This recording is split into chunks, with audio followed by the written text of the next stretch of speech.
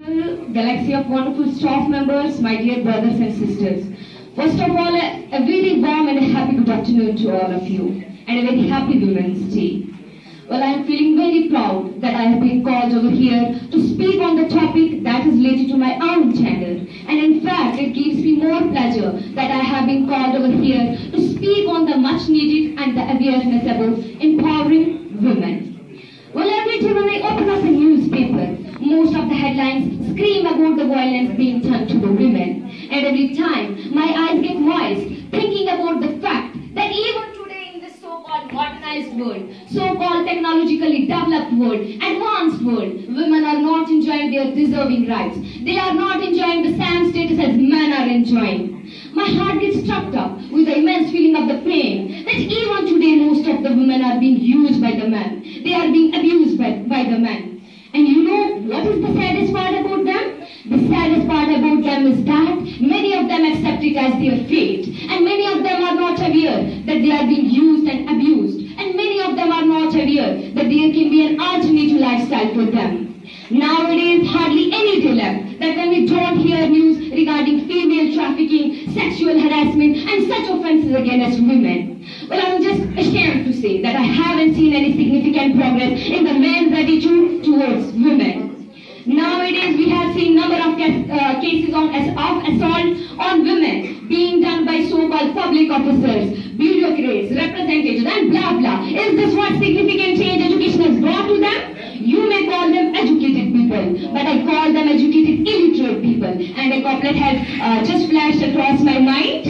रही तालीम मशरक में न मगरब में रही गैरत, रही तालीम मशरक में न मगरब में रही गैरत, ये जितना पढ़ते जाते हैं जहालत बढ़ती जाती है. Well, I must say that I am not painting all the men with the same brush, because there are a lot of good-hearted men who gives a lot of respect, care, affection to the men. But similarly, there is another group of the men who think they are powerful gender and who think they are superior gender. And it is to this group of the men I'm directing my words. I just want all of you out here to remember where you come from, who carried you in her womb for the 9 months, who rocked your cradle when you were babies. A woman, she's a lifeline for her family, a living food mall, the first nurse, the first teacher, and I through which the baby sees the world on his arrival. She is rightly described as multi-talented, multitasking, and multi-potential gift from God. Well, we can empower women when we increase their basic education, basic health care, loans, microfinance that assist them in their little businesses. We can empower her when we involve them in the developmental activities in the community. We can empower her when we give them the feeling of self-worth, self-respect, when we will treat her as equal as to the men. She is not a property that can be inherited or that can be disposed of at will. She should be given the same status as men are enjoying. She must be educated, because then educated women trains the nation. And it has been seen from the last few decades that the involvement of the educated women in any activity of any country moves the country towards progress, moves the country towards economic as well as social development. When Prophet Muhammad sallallahu alaihi wasallam he was addressing Muslims on the occasion of pilgrimage, and he warned them against the values that will be neglected after him. And he referred towards women, an important issue, to whom he said, observe your duty to Almighty Allah in respect of women, and treat her very well.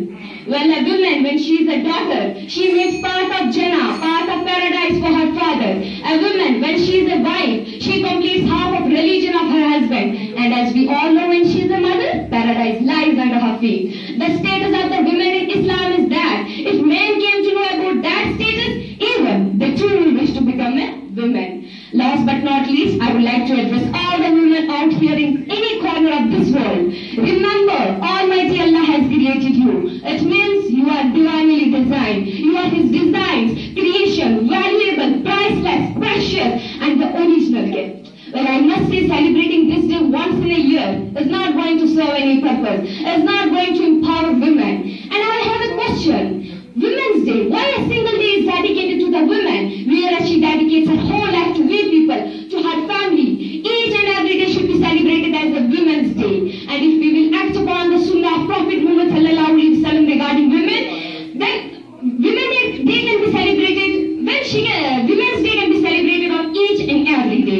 I would like to conclude my whole speech with a beautiful couplet. वजूदे Zann से है तस्वीरे कायनात में रंग, वजूदे ज़न से है तस्वीरे कायनात में रंग, इसी के साथ से है जिंदगी का सोज़े दिल